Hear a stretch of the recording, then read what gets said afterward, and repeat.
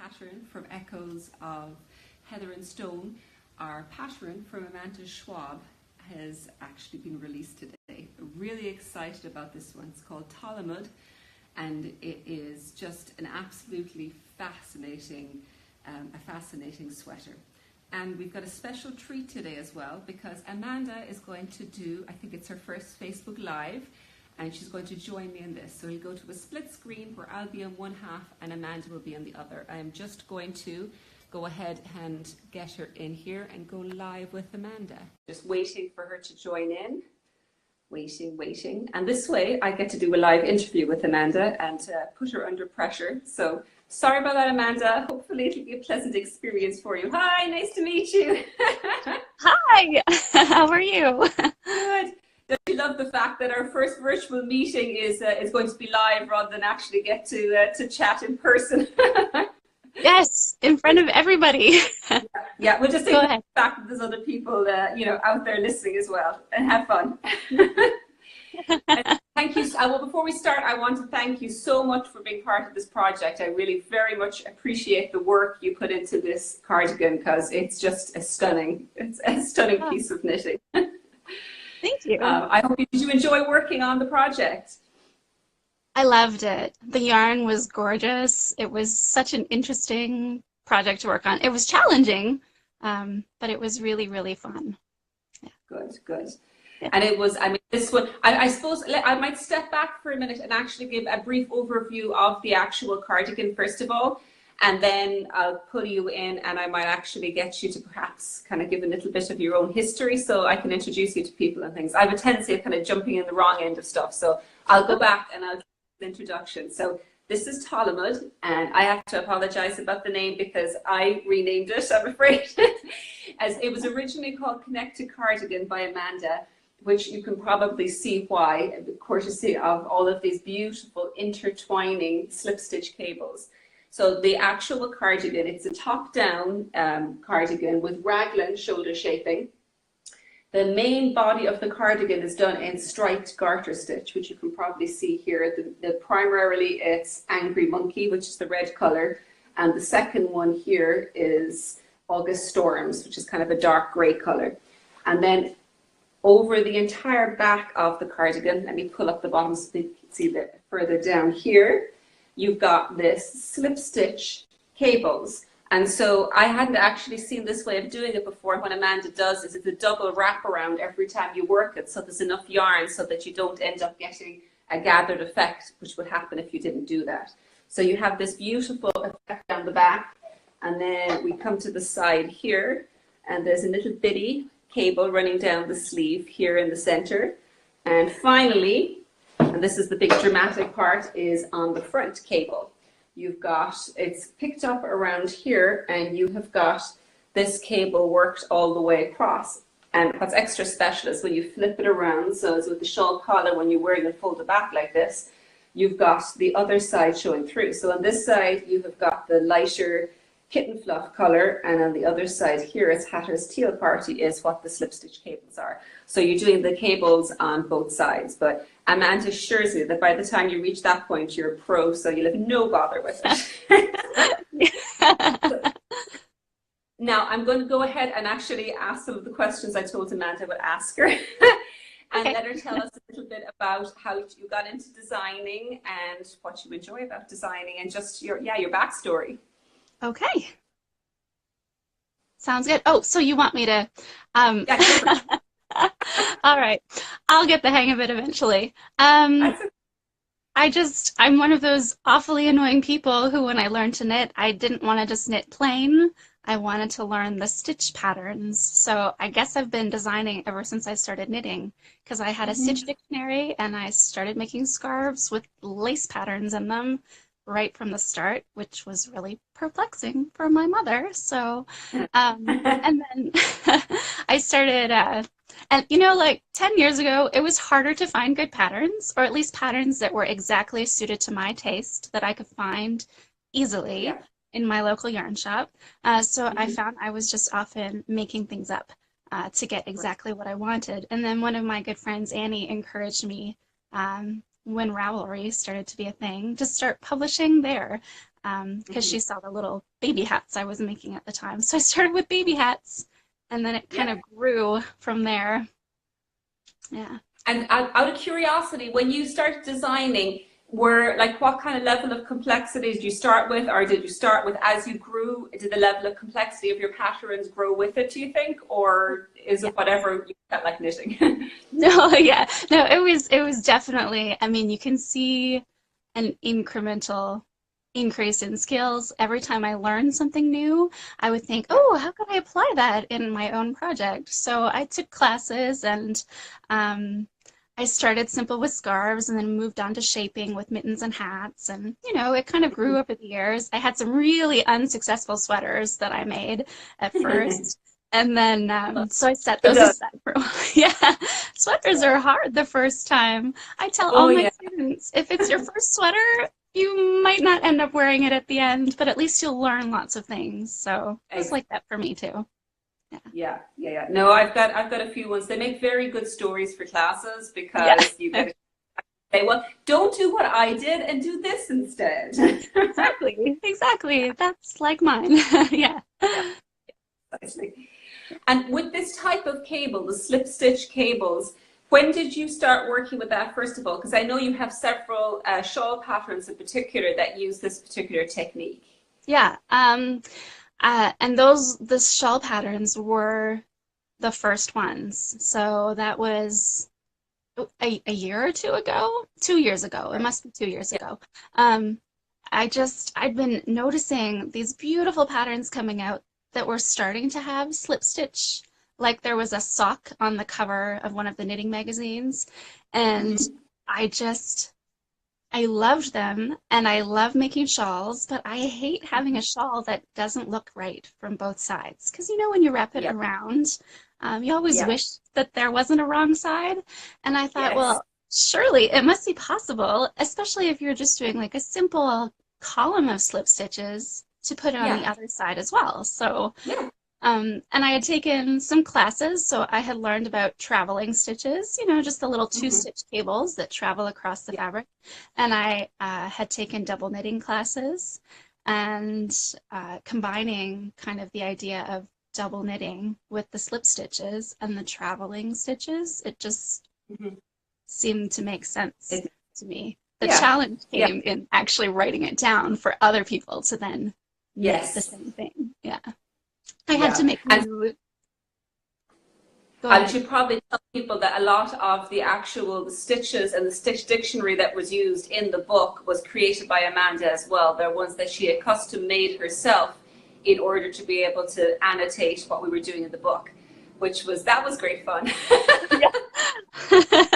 Yes, it was very time consuming, coming up with like an organized library that made sense and didn't seem all scattered. It took me a little while. Yeah. I think the end product turned out really nicely, that it visually the charts look nice, and anyone who picks up this project and hasn't actually done slip stitch cables before, there's enough information there that you can work through it. It's not going to be a fast project because it is a large cardigan, but it's doable, which I think is what's the most important thing.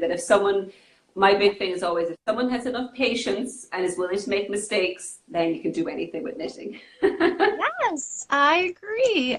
And it's all laid out there in the pattern, stitch by stitch. So it's a good way to kind of get used to it. But I was nice, and I left the reversible stitches until the last step, so that by then you're used to at least making slip stitch cables before you add the wrong I'll point that out again for anyone who's come on late. The back of this, like the back section of this and the sleeves, have got slip stitch cables just on the front of the work. But then when you pick up the front collar here, the slip stitch cables are on both sides. So they're in this color, in the grays on this side, and they're in the reds and the blues, the hatter's teal party on the other side. So, I mean, I imagine that as you start working through the back of it, it starts logically falling into place how it's going to work on the front. I'm sure initially when people pick it up, they're like, what am I supposed to be doing? And then as you go through, it's like a step-by-step learning process for the technique. Yes. Yeah. Yes, exactly. And it's really fun when you wear this after you've made it, people will ask you, how did you do that? Did you put it on afterwards with a crochet hook? And you get to say, no, I knitted them right in. Yeah, I've had a similar question about just any kind of cables where you've got striped garter. I've just done standard cables on top of striped garter, and it's the same thing because when you turn it on the other side, you don't see anything. It's like you don't have the main color doesn't come through. It's just on the front of it. So for someone who hasn't knitted something like that before, it looks like it's been just actually put on after the fact. Much better when it's knitted straight in. Yes, it's so fun. Can I throw another question at you there? Do you want to talk a little bit about the inspiration and the whole process of the design that went into this as well? I might turn this around again so people can see the back of it. Sure, yeah. Well, you sent us all those beautiful pictures and things to start looking up for your collection, and everything was so beautiful. I really enjoyed looking through the pictures. There were things I didn't know existed, like the passage tombs with the swirly rocks, and I had already known about the Book of Kells, but looking through the pages again, I just was really struck by how it's art. It's a book, like somebody spent a lot of time illustrating that book in such intricate ways, and I noticed how, well, all the lines, they all had a predictable pattern. They all went over, under, over, and they looked infinite. And I thought it was lovely. And it immediately made me think of these slip stitch cables that I've been working with, and they were still rattling around in my brain. So I thought, oh, well, maybe I can use the Book of Kells as inspiration for some kind of intricate cable down the back of a cardigan. So that's how it definitely speaks out about the fact, and I think the fact that they're just that because it's just single slip stitches, it does very much mimic penwork and the illustrations on those ones. Whereas if you've got full cables, it's going to be too chunky. Whereas this has got just a really delicate feel to it, for sure. I've gotten very inspired at giving a shot at some of these type of cables and something again. I probably won't start with the cardigan, but I might start small. Yeah. That would be awesome. You should do that.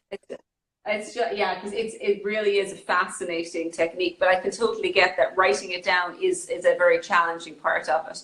Now, I will tell to anyone who if you're getting the book, this particular pattern, the full back of it is charted, so there's several different charts.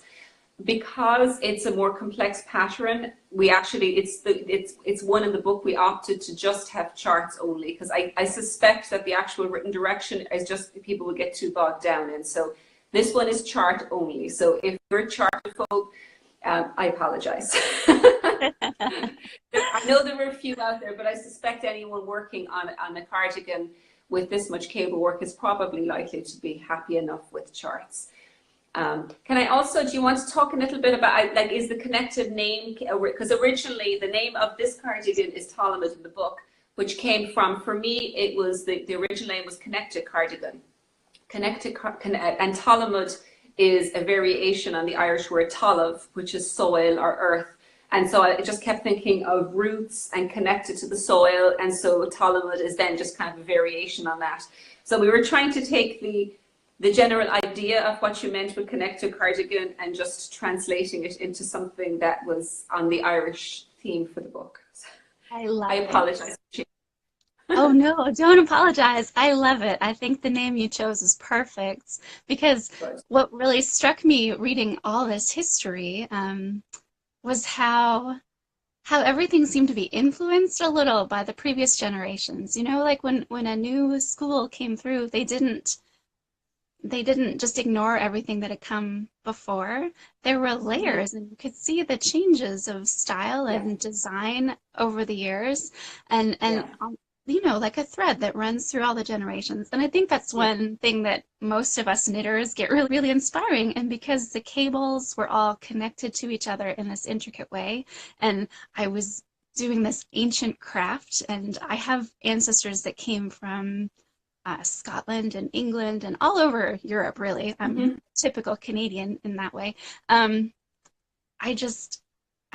I love how knitting connects us to the world around us. So it seemed appropriate to use that Yeah. as inspiration for the name. But I always find naming patterns so difficult, and I felt like just calling it connected cardigan was actually pretty boring. So I love the name that you chose. It's perfect. I have something I need to own up to. I hate naming things with such a passion that my husband, who did the book layout, he names things. Oh, good. I'm glad. And Awesome. actually what I do is something similar to what you do. I'll put this is what it makes me think of, and then he'll go and he'll often take a different language and he'll just riff off it. And it's like, how about this, this, and then I'm like, oh, that's the one. Like there'll be one I find that I sound of, but like I come up with this is what I think about when I'm designing it, or that it makes me think of, and then from there he's like, well, let's do something prettier than that. That's perfect. That's where most of my names come from, I'm afraid. That's great. Well, your names are great, so it's working. Yeah, and he enjoys it, which is most important. That's my general rule of thumb, is that people should do the jobs they enjoy, and anything you don't enjoy, find someone who likes doing it. Yes, yes, I agree. Accountant, for instance. Exactly. Me too. Now, I should probably move back onto track, and I'm going to let you tell the story about where all the different colors came from. Oh, yeah, I would like to say that that was a design choice that I had premeditated, but I didn't have enough yarn. It was supposed to be all red and gray, and I ran out, and I was like, oh no, panicking because we were on that deadline, and I wasn't sure. I wrote to you. I wasn't sure if I'd need you to send me more yarn. But then I thought, wait, I do still have a ball of each of turquoise and light gray and yellow, and I love those colors. Maybe I can just work with what I have.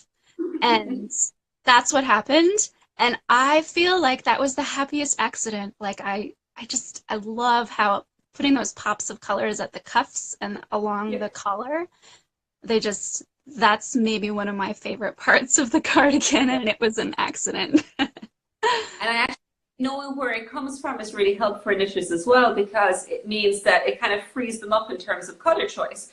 That, like, for instance, if you're like, I want something more subtle, more subdued, you can just get extra of those to original and kind of continue down here and up here with it. Mm-hmm. Or alternatively, perhaps you could, replace this one with one, and so that you just have 2 extra rather than 3 extra colors. So there's a lot of different things you can play with depending on your own personal style and how much yarn you happen to have left in your stash in different colors. Yeah, there you go. Perfect. And this is the first time knitting with Nua as well. So what were your thoughts on it in general? Oh my goodness. My thought was, is it available in Canada, and where can I get it? Because I need to make myself another sweater, because now I have to mail this one to Carol, and I won't have it to wear myself this winter. So, it was just... Is it available in Canada? I need to look it up. But if there's any retailers out there interested, give us a shout. Fiber Spates are the distributors, and they distribute in the US, Canada, anywhere. So if there is a yarn shop that is interested in stocking the yarn in Canada or the US and stocking the book, Echoes of Heather and Stone, give Fiber Spates or me via them a shout. And yeah, we're very happy to add more retailers. That would be amazing. I would buy it because it was so soft. Like, it was so interesting with the little linen fibers in it, but the texture of it is so cozy that when I put the finished cardigan on, I thought, oh my goodness, I could live in this all winter very happily. So it's a beautiful yarn. Yeah. It's the downside of having so many samples here, is that I have to keep them in good condition, and I don't get to wear any of them. At shows, I allow myself at shows, because then I'm just a walking mannequin, so I get to wear them then. But outside that, you're just very aware of trying to keep them in good condition, and it's kind of torturous, really. Yeah, that's terrible. Hours in the week so that I could knit one for myself and then one to put in a sample box, I would be set. Yes, yes. If only we could find the time to knit all these extra things, right? Now, before we kind of finish up, I keep forgetting the fact that people are watching down there, and thank you so much to everyone who's been joining in with us. If you've got a question for me or a question for Amanda while I've got her as a captive, not audience, person sitting in front of me here, just give us a shout, and I'll keep babbling on for a few more minutes so we have a chance for things to come up. If you put one on earlier, it's possible while I was talking, I may have missed one of them scrolling up from the bottom. So I apologies, just please put it down again if you get a chance, because it's, you know, I'm just sitting here kind of watching things go through. I'm not, oh, I can actually, I'm just sliding through here. I don't think there was any questions. You've got lots of, it is beautiful and people love the cardigan, I think is the main thing, which I completely agree with. It really, it was just, when will the book be released? We have a question. Right now it is on pre-sale, and if you buy it on pre-sale at the moment, there's 10% discount off it. And then the actual book should be, I was at the printers this morning looking at some proofs, and so we're aiming for the 25th. I'm going to send out all pre-sales on that day. However, next week, everyone who has bought a pre-sale of the physical book will get a digital copy of the version of the book as well. And next week, the digital version should be out for everybody. And if you've bought it, you'll get an automatic download link to send it. And on my website right now is where you can get the physical book. When you finish the actual checkout process, you can click a button and it will send it to your Ravelry library as well. So you'll have it in both places. So yeah, that's how you get the book, and within the next week or two, next 2 weeks, or a little bit over 2 weeks, we'll have the physical books out. If there's a couple of days delay, I am apologizing in advance, but I don't think that's going to be the case because it's pretty much ready to go. We just need the printers to get the job finished and we'll be all good. So I want to thank Amanda again. Thank you very much, Amanda, for joining me. It really was a pleasure. Normally, I've done this once before, having the split screen with somebody just the once, but I've never tried doing it this side, and it actually works really well. It's much easier to do Facebook's lives with somebody else there rather than talking into the ether by yourself, you know? Yes, yes. Well, thanks so much for having me. It was great to see you and hear your voice, and it was wonderful. I'm excited about your book. It looks beautiful. Thank you for being part of it. It's very much appreciated. So, bye. Bye.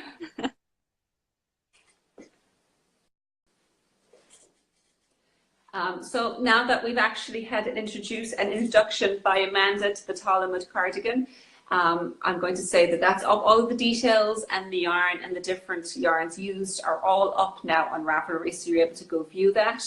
If you want to go purchase the book, it's through stolenstitches.com. Right now it's on pre-sale, so it's going to be just a placeholder PDF. Next week you will get the actual full PDF will be automatically sent to you once we do the final reviews. And then about a week, 10 days after that, you will go and you'll get the physical book will be mailed out.